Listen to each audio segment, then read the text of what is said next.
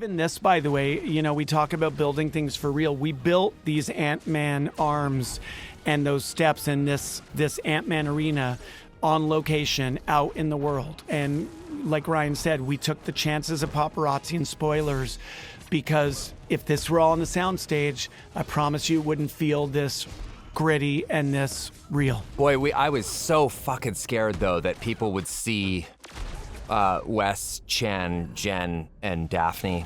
Just genuinely, it kept me up at night. But we managed to kind of lock the area off enough, and we had a plan in place if anyone saw a drone, because oftentimes they get images via drone. We had a plan in place where if someone saw a drone, you yell it out, and everybody basically runs for cover.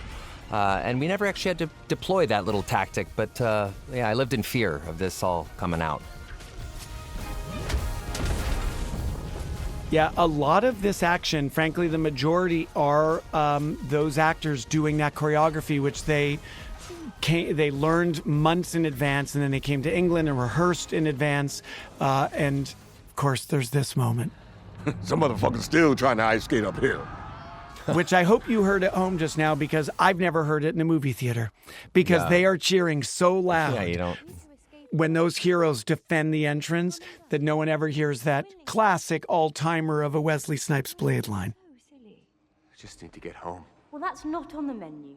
Just another incredible environment. That's like, honestly, it's reclaimed pieces of spacecraft equipment and an infrastructure that Cassandra has built inside the skull. All ideas. That's, by the way, Doctor Strange's cape is the red object on the chair right there behind Cassandra.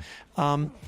Everything very intentional and so far beyond what I imagined. And just really yet another example of how we're standing here with a movie we're so proud of, but it's because of hundreds and hundreds of teammates. That movie star. Yeah, look at that movie star, right? That's swagger. I'm embarrassed to admit this, Shawn. I actually don't. Who's that? Was it Ray Chan's idea for Ant-Man Arena? Was it yours? Who came up with Ant? That was Zeb Wells. Zeb Wells, one of our fellow writers. Okay. He wrote a giant carcass of Ant-Man.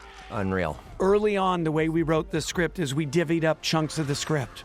And I happen to remember it was Zeb because in his chunk of pages, there was this insane idea of a giant Ant-Man carcass as a HQ hideout for the villain. And it never changed. It's great.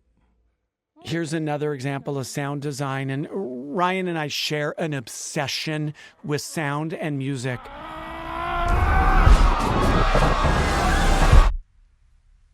And the silence here is also very intentional. Interesting. You see those medallions in the middle of those obelisks? That's a symbol that Ray Chan told me means balance. Just in case anyone ever asked, he told me on set that day, and no one's ever asked me, but now I'm telling everyone. Ones you let down. So much pain. Many of the voices you hear screaming Logan are the kids, are, you know, one of which is my daughter James, one of which is my daughter Nezzy as well, Inez, and a few others.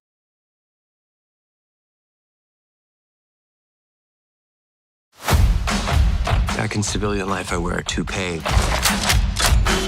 but nobody knows. Everybody knows. Go. Come on, girl! She's coming with us! No, she's not. Oh, yes, she Fuck is. no. Oh, yes. Al, I'm back. About damn time. You holding? I'm all out of devil's dandruff and I'm shaking like an angry vibrator. Thank you, Al. We have company. Gracia. That's Wolverine. You're damn straight it is. Disney brought him back. They're gonna make him do this till he's 90.